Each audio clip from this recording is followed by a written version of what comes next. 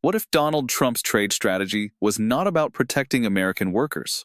What if it was not about economic strength? What if it was about isolation disguised as dominance?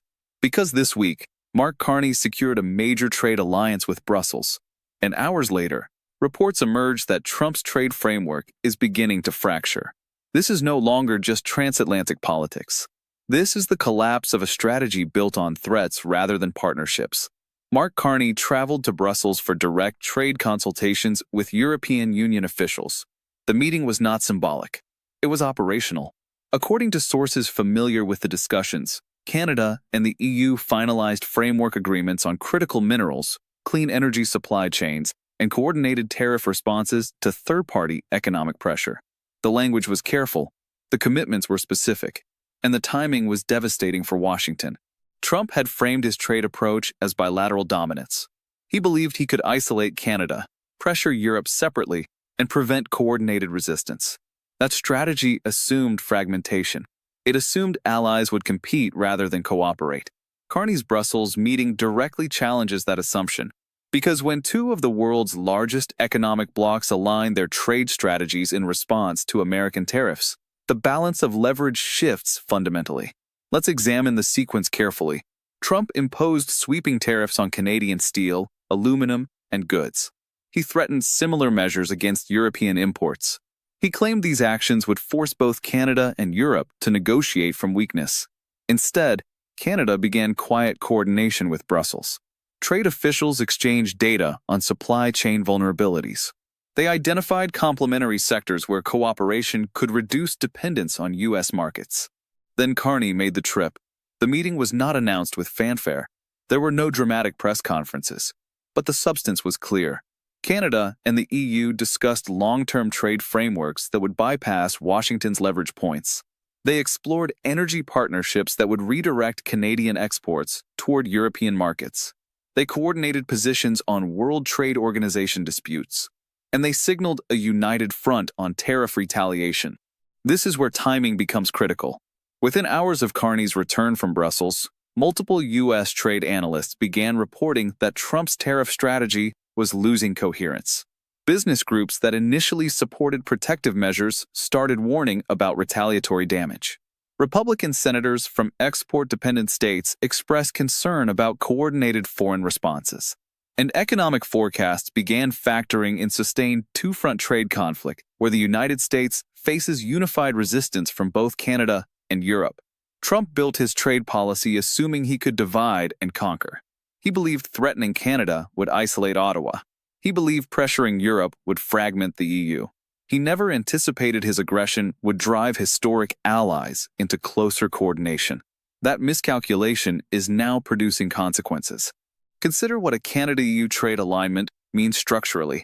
The European Union is the world's largest single market. Canada controls critical mineral resources essential for green energy transitions. Together, they represent a combined GDP exceeding $20 trillion.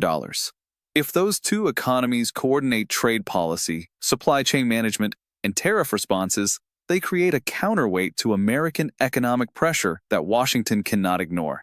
Canada exports lithium, cobalt, and rare earth elements that Europe needs for battery production and renewable infrastructure. Europe offers Canada access to 450 million consumers and advanced manufacturing partnerships that reduce reliance on American demand.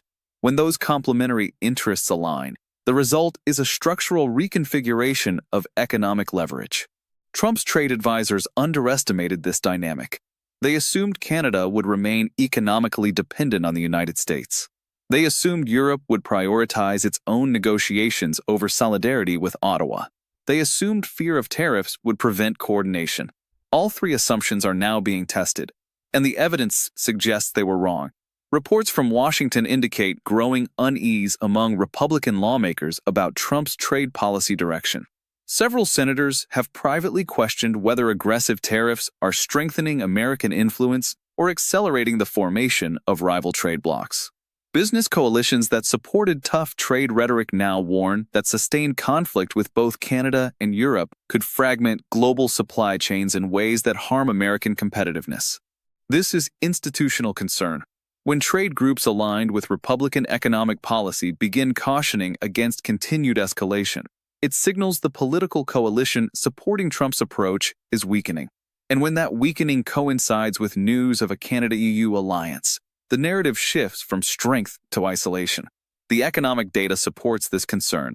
Independent analysis shows coordinated tariffs from Canada and the EU could impact over $200 billion in annual U.S. exports. Sectors like agriculture, automotive manufacturing, and technology services face direct exposure. If Brussels and Ottawa implement parallel retaliatory measures, American exporters lose access to critical markets simultaneously. That is not leverage. That is vulnerability. Trump has responded with characteristic defiance. He dismissed reports of trade strategy problems as fake news. He claimed American tariffs are working. He insisted foreign countries are paying the price. But the facts contradict that narrative. U.S. import costs have risen. Consumer prices have increased. And now America's two largest trade partners are coordinating responses that could multiply those costs. This is where Mark Carney's strategy reveals its depth. He did not escalate publicly. He did not match Trump's rhetoric. Instead, he built alternatives. He strengthened partnerships. He diversified trade relationships. And he allowed Trump's isolation strategy to become self-defeating. While Trump threatened, Carney negotiated. While Trump imposed tariffs, Carney secured alliances. While Trump claimed strength, Carney built actual leverage. The contrast is not just stylistic. It is strategic, and the results are now measurable. The Brussels meeting produced more than agreements. It produced a signal to global markets that Canada and Europe are coordinating, a signal to American businesses that sustained trade conflict will face unified resistance, a signal to Trump that his assumption of fragmentation was incorrect. Signals matter in international economics because they shape expectations, and expectations shape investment, supply chains, and political calculations.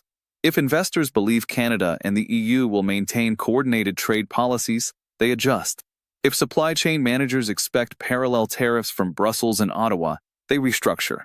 If political analysts see a united front rather than isolated targets, they revise assessments of American leverage. That revision is already happening. Trump's trade strategy was built on bilateral dominance. It required keeping adversaries separated. It required preventing coordination. It required maintaining the perception that Washington could outlast any single opponent. Carney's Brussels alliance directly undermines that perception. Because once coordination is visible, the strategy collapses. This development exposes a deeper problem for Trump. His approach to international relations has consistently prioritized confrontation over coalition building. He withdrew from multilateral agreements. He alienated traditional allies. He framed diplomacy as weakness. That approach works only if opponents remain divided. When they unify, the strategy becomes a liability. Carney understood this. He did not attempt to out-threaten Trump. He did not try to match American tariff rates. Instead, he built partnerships that reduce Canada's vulnerability to American pressure.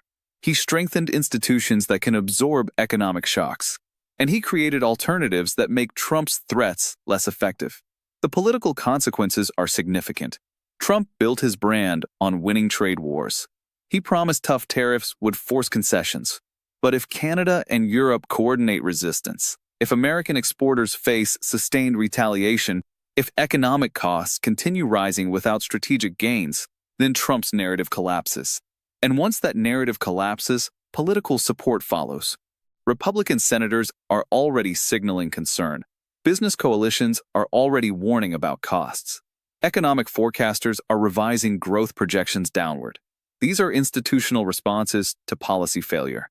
And they are happening because Trump's trade strategy depended on assumptions now being disproven.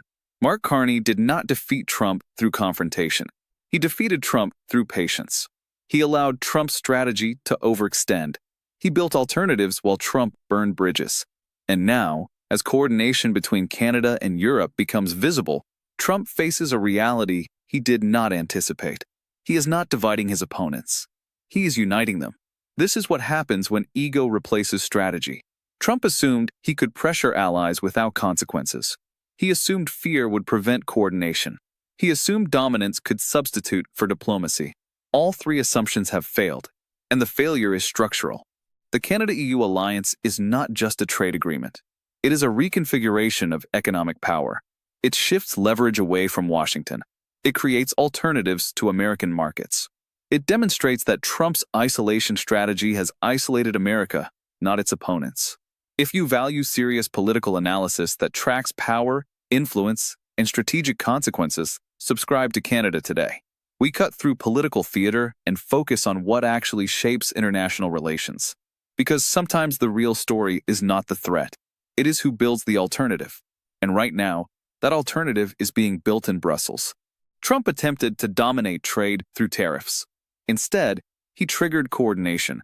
He attempted to isolate Canada. Instead, he isolated America. He attempted to project strength. Instead, he revealed strategic failure.